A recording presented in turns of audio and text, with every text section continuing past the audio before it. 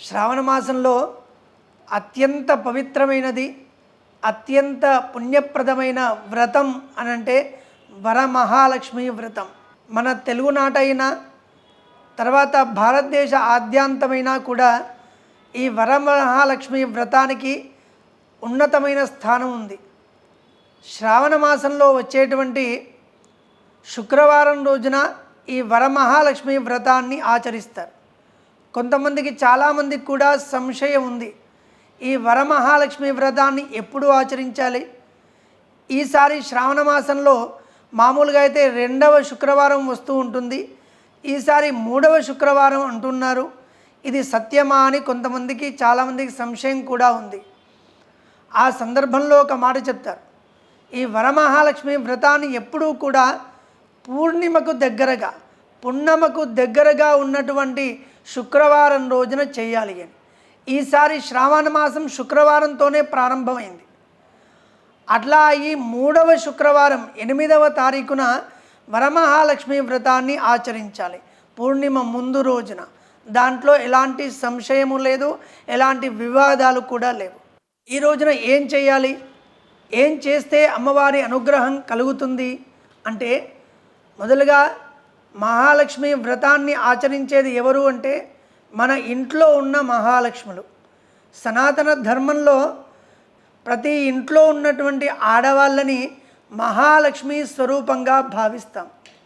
ఆ మహాలక్ష్మి స్వరూపాలే ఆ వరమహాలక్ష్మి అమ్మవారిని పూజించబోతారు ఈ రోజున. ఆ రోజున చేయాల్సింది ఏంటి అంటే, తలస్నానం చేసుకొని వరమహాలక్ష్మి వ్రతాన్ని మీ ఇంట్లో ఉన్న సాంప్రదాయం ప్రకారంగా మీ పండితుల వారు చెప్పే విధానంగా ఈ వరమహాలక్ష్మి వ్రతాన్ని ఆచరించాలి. వరమహాలక్ష్మి వ్రతం రోజు విశేషంగా పంచభక్ష్యాల నైవేద్యము అని, లలితా సహస్రనామ పారాయణము అని, అలానే లక్ష్మీ అష్టోత్తరంతో కుంకుమార్చన చేయడం కానీ, శ్రీసూక్త విధానంగా పూజించడము, ఇవన్నీ కూడా మనం ప్రత్యక్షంగా చేసుకోవడం కంటే కూడా పండితుల వారి సమక్షంలో వారు చెప్తూ ఉన్న సందర్భంలో మహిళలందరూ కూడా వరమహాలక్ష్మి వ్రతాన్ని ఆచరించాలి. వరమహాలక్ష్మి వ్రతాన్ని ఆచరిస్తే మనకి ఏం వస్తుంది అంటే, మొదలుగా ఆడవాళ్ళకి సౌభాగ్యం వస్తుంది. సౌభాగ్యం ఒక్కటి ఉంటే చాలు, మాకు ఇంకేం అక్కర్లేదు అని అనుకునే దాంట్లో మొదలుగా ఉండేది సనాతన ధర్మంలో ఉన్నటువంటి ఆడవాళ్ళందరూ కూడా మొదలు అదే కోరుకుంటారు. మీకు 1,00,00,000 రూపాయలు కావాలా, సౌభాగ్యం కావాలా అంటే 1,00,00,000 రూపాయలు నాకు అక్కర్లేదు, సౌభాగ్యం చాలు అని అంటారు మన సనాతన ధర్మంలో ఉన్నటువంటి అమ్మలందరూ కూడా. అలాంటి ఈ వరమహాలక్ష్మి వ్రతాన్ని చేసుకునే ఆడవాళ్ళందరూ కూడా సౌభాగ్యం కావాలి అని కోరుకోవాలి. దాని తర్వాత మహాలక్ష్మి అంటే ఏంటి, మనకు డబ్బు ఉంటేనే ఈరోజు జీవితంలో లోకంలో మనల్ని ఎవరైనా గౌరవిస్తూ ఉన్నారు.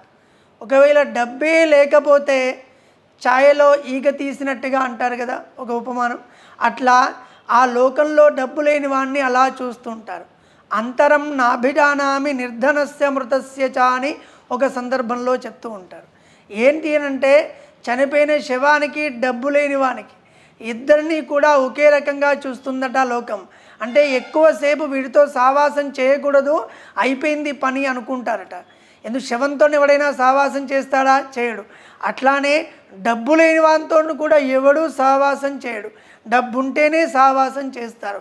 అలాంటిది పెద్ద మాట చెప్పారు, డబ్బు లేనివాడిని చనిపోయిన శవాన్ని ఇద్దరిని ఒకే రకంగా చూస్తుందట. అలాంటిది ప్రతి ఒక్కరికి కూడా డబ్బు ఖచ్చితంగా అవసరం, కానీ అది ధర్మబద్ధమైన సంపాదన కావాలి, ధర్మబద్ధంగా మనకు అది దక్కాలి.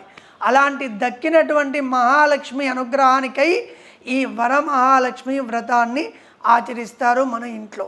ఈ వరమహాలక్ష్మి వ్రతం రోజు కోరుకునేవి 2. అమ్మను విశేషంగా భక్తి శ్రద్ధలతో పూజించుకొని, మొదలుగా సౌభాగ్యం కావాలి అని ఆడవాళ్ళు ప్రార్థించి, తదనంతరం మా ఇంట్లో క్షేమస్థైర్యాది అష్టైశ్వర్యాలు ఎప్పుడూ కూడా స్థిరంగా ఉండాలి, డబ్బులకి కొదవ లేకుండా ఉండాలి, అది ధర్మబద్ధమైన డబ్బు మా ఇంటికి రావాలి, వచ్చినటువంటి డబ్బు స్థిరంగా ఉండాలి అనే కోరిక అమ్మవారి సన్నిధిలో ప్రార్థించుకుంటే ఆ వరమహాలక్ష్మి, వరం అంటే ఏంటి? కోరికలు తీర్చేది అని అర్థం, మనకు వరాన్ని ఇచ్చేది అని అర్థం. అలాంటి మహాలక్ష్మిని, మన ఇంట్లో ఉన్న మహాలక్ష్ములు ఆడవాళ్ళు పూజించి అమ్మవారిని ప్రార్థించుకొని ఇవన్నీ మాకు దక్కాలని కోరుకొని చేసేదే ఈ వరమహాలక్ష్మి వ్రతం. ఈ వరమహాలక్ష్మి వ్రతాన్ని ఏదో పుస్తకం చూసో యూట్యూబుల్లో చూసో చేసుకునే కంటే కూడా ఏది మీకు దొరకట్లేదు, అవ్వట్లేదు అన్నప్పుడు అది మీరు చేసుకోవచ్చు. కానీ ఒకవేళ మీకు వీలుంటే ఖచ్చితంగా ఒక పండితుల వారిని, బ్రాహ్మణ్ణి పిలిచి వారి సమక్షంలో ఈ పూజాది కార్యక్రమాలు చేసుకుంటే ఖచ్చితంగా అమ్మవారి అనుగ్రహం కలుగుతుంది. ప్రతి పనికి కూడా ఎలిజిబుల్ క్యాండిడేట్స్ అని ఉంటారు, వాళ్ళ ద్వారా జరుగుతూనే ఆ పని పరిపూర్ణం అవుతోంది. మాకు పుస్తకం ఉంది కదా మనం చేసుకుంటాము అంటే కొన్ని తప్పులు తడకలు వచ్చే సందర్భం కూడా రావచ్చు. అలా రాకుండా ఉండడానికి బ్రాహ్మణుని యొక్క సమక్షంలో ఈ పూజాధికాలు చేసుకుంటే చాలా ఉత్తమమైనది. మహాలక్ష్మి అనుగ్రహం పరిపూర్ణంగా కలుగుతుంది కూడా.